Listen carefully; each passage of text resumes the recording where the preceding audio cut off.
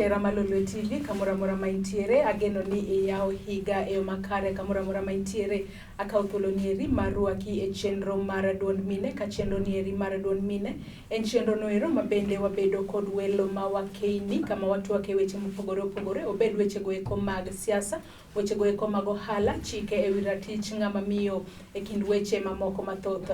E studio mar otieno makawuono e chenro mar Duond mine wan kod wende studio adamiye thuolo mondo mi ofulno nyinge gi kama owuoke ka thuond wach mabende wadwa wuoye otieno makawuono en jiwo jomamine e yor yuto kata women economic empowerment. Machiegni ahinya e chenro mar Duond mine inyalo nyisowa nyingi gi kama iwuoke gi tich mitimo. Erokamano, Mikai Janet Winnie Ogot, an secretary kata jandiko mar Mar Maendeleo wanawake organization Kisumu Central. Koro kawuono wabiro mondo wapor wach kaka mine nyalo bedo go kang' makare e yor nweng'o. Erokamano, machiegni ahinya e chenro mar Duond mine otieno makawuono. Ka wachako chenro maybe nyalo nyisowa ni women economic empowerment en ang'o mondo joma mine maneni sani ong'e gima en e yo makare. Women economic empowerment en choko paro to gi bedo go kang' makare mwanyalo bedo go kaka mine gi control kata bedo gi choko mwandwa, mwanya bedo gi duol e mwandugo gi yore ma okenge mabeyo minyalo keti mondo wabed gi allocation kata keto migepe mopogore mar yuto mar mine. To ok en mana pile irango mana economic empowerment no, to en gi nyimine gi be motene makoro kanyo ka kwamedo twak ang' warango weche mek social empowerment manyiso ni kuonde mwae dala kucho kaka wadak thuolo mawango makare mondo bende wabedo go makizungu bedendo ni autonomy kaka joma mine kuonde mwae. Kendo en bende weche mek somo mowacho ni educational empowerment mae be en kaka doke ne mine chenro mabeyo kipuonjogi kata kitimonegi mentorship e yore mek mondo giyud nweng'o makare. Wan gi moro be ma iluongo ni political empowerment, mano yore mek siasa, leadership, dongo telo maber ka mine kobede telo nyalo konyogi mondo giyud nweng'o makare.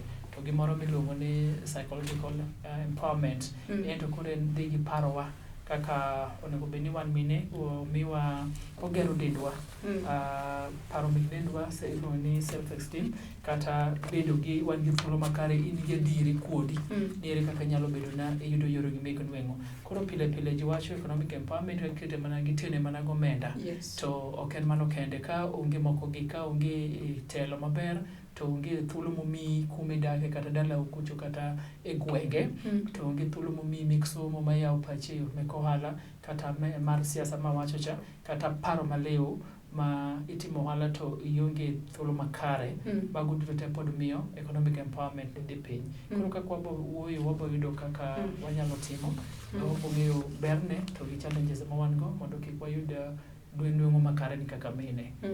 Mamiyo kawuono kwago mbaka to wawachi kaka mine nyalo yudo thuolo makare mondo gibed e mesa ka gibe giporo wach e yor gi mek nweng'o gi dongruok kendo gi jiwo nweng'o gi mar dhoudi magero oganda kendo gero kuonde magidake. To ang'o momiyo joma mine gi onego bed ni jiwo gi e yo makare e yor yuto?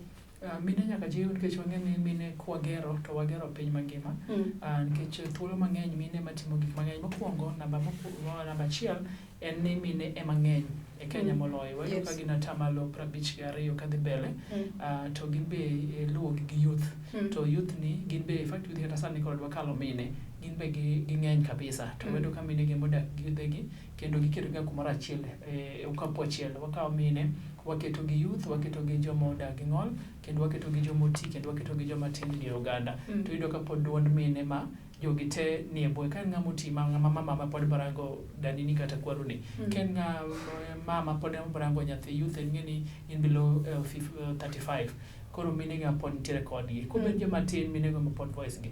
Koro ber mondo mine otimnegi yuto makare, kech iyudo ni kata sani kirango Kisumu County, thoth mine koro sani gidong kendgi. Gidong kende ni either joutegi otho koro gin mod liete, kata ok gitedo podi, kata jomoko osedhi tedo to weyo, jomoko ose-divorce, jomoko gin joma bedo gi dwaro mondo beda single bed kende. Or jomoko gin mine matindo, gigamo remo ka gitindo, koro ginyuol to koro giwe skul gi kanyo. Kose moko kendgi but already en a mother, kena en gi nyathi koro en a mother, kata bed mani koro pod otin. Koro mae onego mine onego ber kabisa nikech kirango yore go te, to gin gi atamalo maduong' ma gikelo e gerruok mar piny. Omiyo yuto gi nyaka dhi malo. To bende mar ariyo en ni kirango kata yore mek puodho. Ma luongo ni agricultural sector gi dho ngere, mine gi ma pod tiyo tij lwedo mang'eny. An kuonde te gine ma girango tij lwedo gi mang'eny. Ng'ama dichuo bowuok ni dhi rango tich e town, to mama modong' karango nyithindo. Kata konyieo dhiang', mamani ma pod baneno kaka ikwaye, kata kon gi jakwath, oborango nonyiedhe, borango ter chak e chiro, borango nang'o. Koro iyudo ka thuolo ma gikawo e gerruok mar economy mar piny, kata mar dala, kata mar oganda, ni malo moingo ma joma chuo timo seche duto. Omiyo wawacho ni mine mondo watimnegi economic empowerment, kata wagergi e yore mag nweng'o, nikech gin gikawo thuolo maduong' e Kenya ka moloyo joma chuo. To iwacho ni in kaka in secretary mar riwruok mar maendeleo ya wanawake, matiende ni ineno ni jomamine odongore e yo makare, sectors mopogore. Maybe nyalo nyisowa ni nyaka gi seche gi eki mine ochopo kanye gi weche gi eki mag dongruok? Mine pod ni piny ahinya, mana gik mapimo ni ka iyudo kata ka yore mek mawacho mek somo ka. Poko timnegi kata obedo ni sani koro to ber moloyo ndalo machon. E weche mek skul wanyalo wacho ni sani koro mine dhi skul, ok wanyal wacho ni chal gi chon. But pok gichopo e kiwango monego bed ni gichope. Ineno ka mine matin ahinya ma yudo kata bedo gi masters, kata gin degrees, ineno mine mabeyo ahinya. But koro seche moko na gibedo gi challenges ka gitindo, ok na giyudo thuolo maber mondo gisom haraka kaka kuma chuo osechope. Koro ineno ka mano pod odiyo gi matin. Mine bende enta social development, mana isero social empowerment cha, pok owe duondgi obed thuolo mar wuoyo, kata mar bedo gi tangible asset, gik minyalo mul gi lwedo. Mine matin minyalo ni nigi ute, inyalo ni mine matin man gi puodho, man gi title deed, mine matis man gi, nyalo wacho ni man gi dhoga e dala ka, ma ene monyiewo livestock, kata obed punda, obed diel, obed ang'o, mago dala kanyo. Mine matin pod ok inyalo ka ginyalo bedo gi collective decision, ok bedo to wacho ni kawuono ni adwa ni mondo aus odni, wadwa timo go kama, adwa ni mondo aus, but dichuo kata ka dwa chung e siasa, to bo mise mani odwa mana rubi adwa us adwa chung godo, to in kata bed mani mano mari miyudo pod nyaka i consult mang'eny. Koro pok omigi gima kizungu dendo autonomy, mondo gitim gi thuolo mar make decisions. Koro decisions ma wanyal loso piyo yudo kwa biro walose ka even mathuolo koro waseti, ma koro the productive age osedhi, ma koro mijing'o made waketo cha dendwa koro oserumo. Koro pok wabedo gi thuolo maber kaka mine, but yore mek somo be mentorship, joma kata ni ohala kata man gi yuto maber ni, ok gimak lwet mine ma pod piny ka ahinya, kata moloto moa e rural areas, moa e gwenge ka. Iyudo ka mine man e town ok dog chien mondo mak lwet mine mantiere e gwenge, to gin be maging'eny. To koro ineno ka koro gap no miyo ka ng'ama mama kata tie town to odhi maber ohala, to nindo kawo kinde mang'eny kapok mama moro kendo chako ochung' malo mokawo kare. Sama kawo kinde no to piny dongo, omiyo mine ok sud piyo. Koro wawacho ni programs mek social empowerment ni onego kete malo mondo mine oyud ka gap nok bedi, mondo gisik bedi ka gilawo tok dwaro. Bedi wawuoth kumoro achiel. To gin midhiero kaka mage mane mine maybe ok oyude ohelni mopogore e kinde mag COVID-19? Mine noyudo lal mang'eny nikech ndalo Covid iyudo ka chiche nolor. To mine wa thothgi e gwenge duto ma Kenya gitimo ohala matindo. Wawacho na ohala mek aswekra. Kendo gichiemo yuto ma giyudo odiechieng', iyudo to en chiemo miyudo to dhi e dhok. Nyiso ni koyude chieng'no to osepango ni siling 100 mayudo ni madhi nyiewogo pi, manyiewogo majan, manyo kamano kan gimiyudo to dhi e chieng'no. Koro onge savings ma gitimo. Koro iyudo ka lal no nomiyo kana korona obiro, to kanogol gi chiche ma koro ginyal wuotho, kata kanogol gi jok nyal dhi timo ohala, mantiere lockdown, kata mantiere curfew oketi, nikech mine nyalo ga uso seche moko uso chakre godhiambo to gidhi nyaka saa 3 otieno. Koro kana karono biro to iloro idwa ni saa achiel isebede ot to giwuok e gwenge ka gidhi e chirni ma ben atua mabor to giwuotho. Koro nyaka saa 11 gisewuotho ka gidhi dala sama onego bed ni giloko ohala. Koro mano nokelo lal maduong' ahinya e seche manolorgo to gibed ni gionge keno mapile pile ma ginyalo tiyogo kapod pok gibedo godo. Kendo lal ma mine nobedogo en wach mar technology. Thoth mine ong'eyo mana neno TV kata ka gin e sim to giborango Facebook. To gikia ni nyalo ti gi technology mondo tim go ohala. Koro kamana mine man nie urban mana nyalo timo sales gi kata markets gi manyo gioro ne kata ji gikgi e WhatsApp kata Facebook kata Instagram mondo gitimo ohala. To mine mana nie gwenge ma komaro onge stima e gweng'no kata ka nitie stima to onge bundles onge kaka onyalo tiyo ga to be mede pok nopuonje onge wach moro amora ma ICT e wiye kanyo. Koro no ginyalo loko ohala nikech weche mag technology. Koro aneno ni lal mantie kendo en ni mine na ok onge ng'eyo mar technology ni. Then gik mang'eny iwacho ni koro mine kidwa wuok kodgi gik moko dhi e Zoom, gik moko dhi WhatsApp na mano be gikia. Koro mano be en lal kuomgi e yore mek marketing their products. Lal moro kendo mana nitie ni mine na kao loan. Thothne watimo ohala gi loan to loan gi ne ok gibedo mar ginyal chulogi. Koro kata obedo ni loan nolor ni pod ok chul kata ok dhi CRB to sani wanene kana noseyawgi. Koro iyudo ka kendo sani mine yudo koro gin gi arrears mang'eny ma thothgi bowuoke ohala go nikech ok ginyal chulo londego. Koro mano be lal mana giyudo.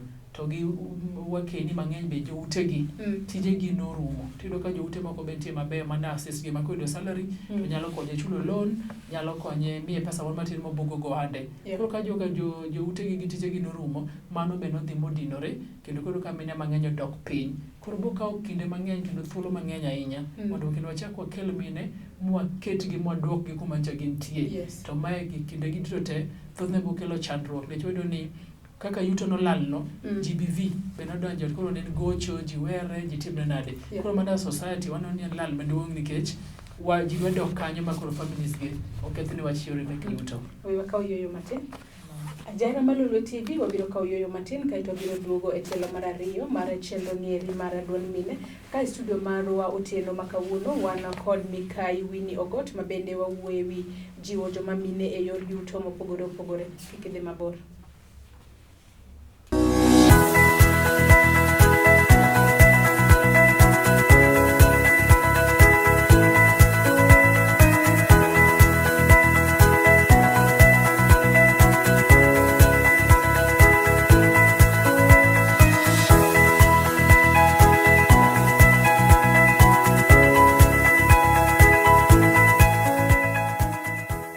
Kendo e telo mar ariyo mar chenro nieri mar Duond Mine kama tai e chenro nieri en Joyce Oduor. E studio marwa otieno makawuono wan kod Mikai Winnie Ogot ka bende thuon wach ma bende wawuoye en jiwo jomamine e yor yuto.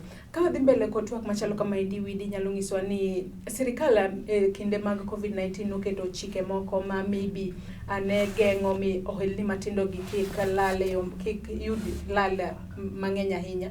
Be iparo ni sani endi oduok chike go ikiparo no oduok gi sausi chopo mondo mi oduok gi kose seche moduok gi ni bo miyo ohelni medo hinyore ahinya?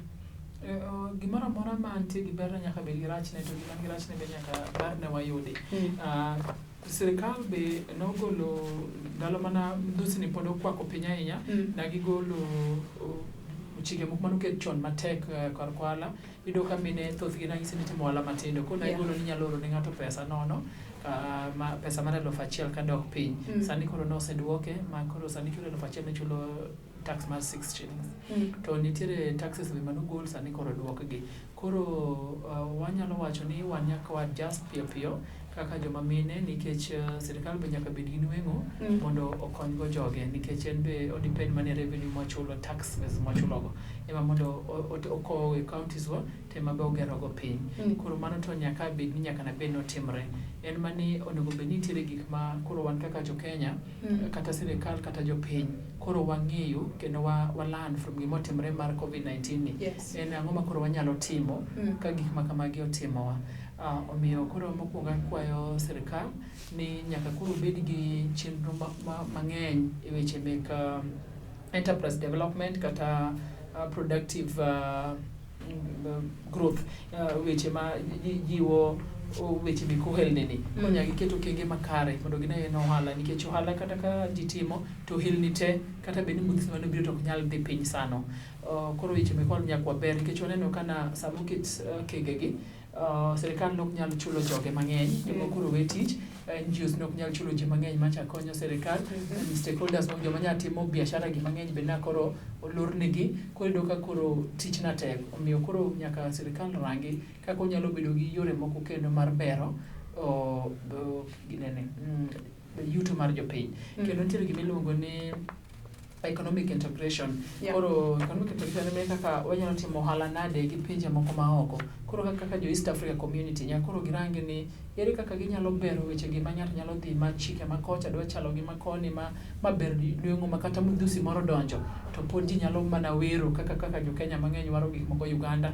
Jo Uganda be nyaka kal ka gi mafuta ka gidhigo, jo Tanzania be nyaka yud moro moyudo kocha, wedo ka one independent. Koro onego bed ni sirikal orangi kaka ginyalo timo chenro maber mek ohala, kata ka giloso markets gi ma kata midhusi moro donjo to pod gibedo cushion. And sani bende wan kaka jopiny weche motimre gi kata kaka ma sirikal mukanga mano keto gi bende koro nyaka ng'e ni nyaka gikungi. Wasepuonjre hola kabisa kendo wang'eyo kendo watimo maber e table banking. Tiyudo ka weche mikungo ni pok wayude maber. Koro onego wang'e ni sasa miloko ohala nyaka iwe pesa moro matin ma kata ka gimoro donjoni bang' dweche 6 to kapok iyudo tiendi to pod inyalo chiemo ma koro ji ok obed ni ok nyal chiemo nikech ok idhi oko. Kendo gima onego chak watim, yore wa make budgeting and kaka wan be sani wan e sirikal, onego bed ni warango ni the budget process, which is a special program. Koro kik waket ni bed emergency kende, ni emergency moro kubiro e wa special program. Nyaka koro wane kaka wayare ma special program ni okava nyaka gimo kata mok emergency no kende. Korona no biro. Emergency en gima biro biro mosano. Koro gimo kao time mang'eny. Koro kene emergency. Koro nyaka warangi programs moko manyalo bedo maka gimoro yudo machal kamano manyalo kawo higa achiel. Tere kaka dango bedi. And sama timo budget allocations be. Koro nyaka warangi and economic planning warango ni samwa plan. Ere kaka wanyalo yudo gi thuolo maber maka gimoro gowa to wanyalo choro jowa moloto mine mbele kendo wanyalo bedo gi recovery. Economic recovery kaka wanyalo duogo kumwae piyo. To magi koro wan kaka mine nyaka koro wang'e ni wan gi nyakrundo moro. Kik wabed ni wadepend gi gimoro amora nyaka wanyiew kwa dhi e chiro. Koro sani en time wa nyaka wang'e ni nyaka wabed gi gwende mwapidho, nyaka wabed gi alot mwapidho, kata kwa nyalo dhi corn gardening kata joma ni town nyalo keto gunde kata upidho alot, nyaka wabed ni wang'eyo ni wapuro dala, wanyalo gawa moduma to wabiro go to wachamo, ma ok gik moko ni wadepend ni wan chagwa mana Nandi Hills, Uganda wadwa golo mana Uganda, Rabolo wadwa golo mana Kisii. Koro sani en thuolo maber ma Covid onyisowa ni wan nyaka wabed gi chiembwa ma kata kok wanyal tero nyithindo skul to wanyalo chiemo.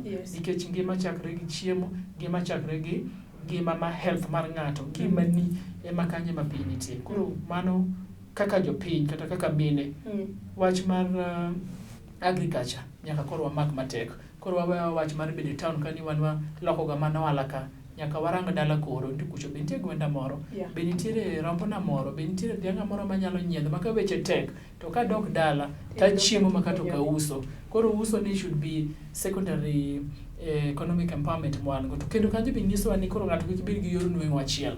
Koro nyaka wa diversify, nyaka wayar lwetewa, wakel lwetewa, waket tiendewa, wake pachwa ni kata ka loko mtumba Kibuye to nitiere bandora moro loko kacha, nitie nyathina moro be ayawo kata kumoro nyathina moro mosetieko skul kar mondo wakete kete ot kanyo kata ka ice moro nyalo uso kacha, nitiere puotha moro ba puro, nitiere gik mang'eny go mondo yor nuto kik bed achiel, nikech ka mudhusi biro to mak achiel ne to wanyalo gore piny.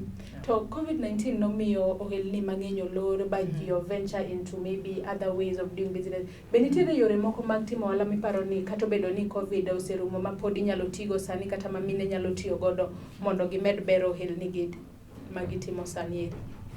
Ma Covid okelo koso? Kaka for example iyudo ni jomoko nolor dukni gi koro giedhi maybe gi uso online kata gimanyo kuonde moko. Be nitiere yore mamoko ma be ginyalo yudo timo godo ohala yo makare mondo ngima gi odhi mbele maber? Mano koro nego nikech Covid opuonjo weche mek online marketing no mane en gima obiro kabisa kendo nyaka koro wang'e kaka wan koro mine mano koro thuolo momiyo koro yawo paro asewache mokwongo ni weche marketo gi weche governance ni be koro nyaka ne awacho ni kaka sirikal no bende mondo konyowa to kata bende covid obiro ber mokwongo moro be mokelo en ni oyawo pachwa kaka jopiny kaka jokenya e yore mek nweng'o ni gimoro nyalo biro magore kuomi momako ji tema kata jasiasa idwa ringo ni dhire no idwa ringo dhire MP idwa ringo dhire minister idwa ringo dhire governor tido ka embe gino make moko nyalo wuok kech kinde mathoth kata ka chiro wang' to jowacho ne waringo dhire governor konyowa waringo dhire MP waringo dhire MCA koro gino keto kuma ji teko romre koro wang'eyo ni no yawo wang'wa ni kiloko ohala to nyaka iket kokando makare ma in minyalo cushion yourself be to jomoko be wacho ni covid ni kato rush to jomoko be omiyo thuolo moko mar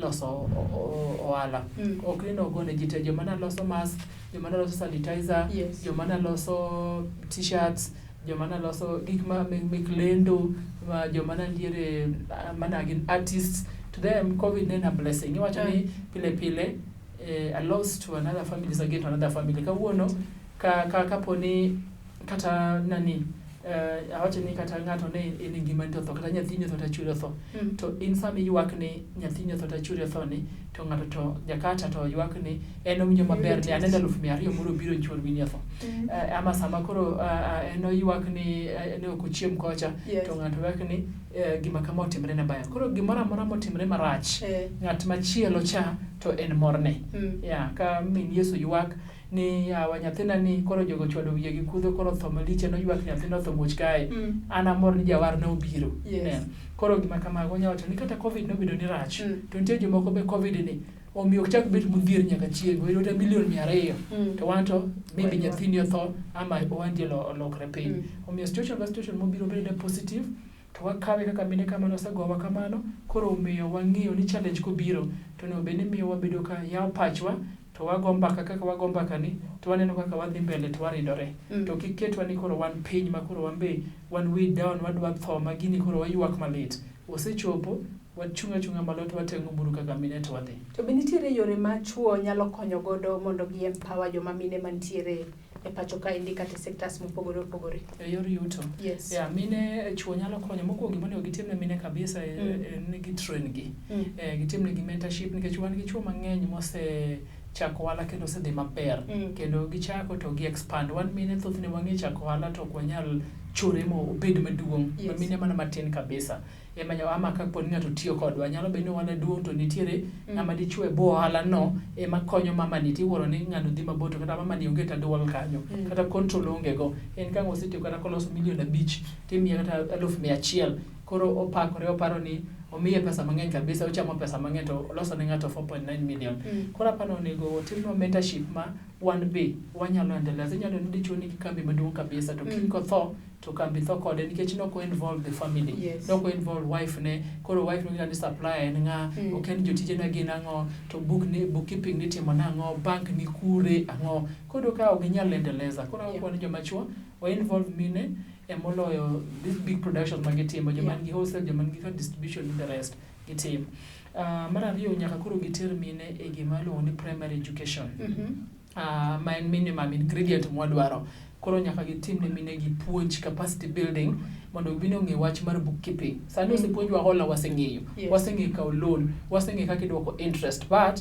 wakia kaka ikano bookkeeping ni ngiso ni kata ka ibiro ni an gi kaka koro maya wach ni dukana 10 wholesale auso mkate auso chaka auso ang'o mama na kobiro kata mama ni ko wasegolo chaka beach amiye na ko madha ilona agolo soda madhuru ji mobiro kate mago te gen lal ne ohala koro bookkeeping ni to gi kaka wanyalo keep customers to gi mar ariyo manyaka puonjwa be e ohala en customer care yudo ka thothne kaka wawuoyo jiringo gi bedo innovative and creative irango ni en shida mane ma jogweng'no nigo ma kakao ma keto to ang na solve their problem kido ka jiteko kinyi pile pile ka jidhi nyiewo chapat kujo chande then onego duka no beno pongi unga ngano moko ngano mang'eny kicha ng'injo ko biro waro kuoma kata gi salad koro irango opportunity manitie to kanye midonje kaka mama to nyaka wiyi bed oko nikech ing'e ni piny pile pile lokore. Joma chuo kendo gima nyalo timo en gima wacho ni social empowerment cha, giwenwa thuolo mondo wa own assets. Wan be wanyalo nyiewo land, wandiko, wabedo gi ownership, wabedo kode nikech ng'ama mama ka ionge gimimulo, kata ka ionge mtoki moro, ionge lopi moro, ionge chiaye moro mane nyingi, tionge duol. To duol le mwadwaro mondo owaknwa towards gender equality. Because gite warango to dwar timo gi towards gender equality. Kendo wakwayo ni mondo wabed gi long term commitment gi stakeholders te magriwo nyaka joma chuo gi. Mwaneno kaka watimo gik moko in terms of investment, kwami approach mar jite wabedo kucho te kaka mine. To lastly kendo wakwayo ni joma chuo be omiwa thuolo mar loko ohala. Ni dhako ma seche moko iloko ohala saa 8 dichuo sibiro go wang'e ni nitie kiyango trust cha onge to en gi ng'a to wuotho gi ng'a. Kionge gi peace cha, gima wacho ni psychological empowerment cha, tiyudo ka ok inyal timo ohala yo maler to wi lilo kwale we pesa kiebo ma to sedhi ang'o. Koro wakwani mondo wabedo gi hera, gimiwa trust, gi jiwa kendo wadag gi kwe familia mondo ohala odhi maber. To kata pesa kwa miyo gin gi kan, wabedo transparent both parties. Ibedo transparent ne dichuo, to en bo ing'eyo meke then you grow. Erokamano. Ajara Malolo TV de wagomba inyadhi mbele kod chenro machalo kamaendi, lakini ng'isa ni samarwa mano miwa oserumo. Gikanye machopo gode giko chenro mar Duond Mine ma bende ne waiko ni LTN otieno makawuono. Aka studio maru otieno makawuono ne wan kod Mikai Winnie Ogot, kapuon wach ma bende ne wawuoye en JIWO, jomamine, yor YUTO kata women economic empowerment. Kendo warome chenro machielo oriti masani, nyinga Joyce Oduor. And Janet Winnie Ogot, and a child. Asante.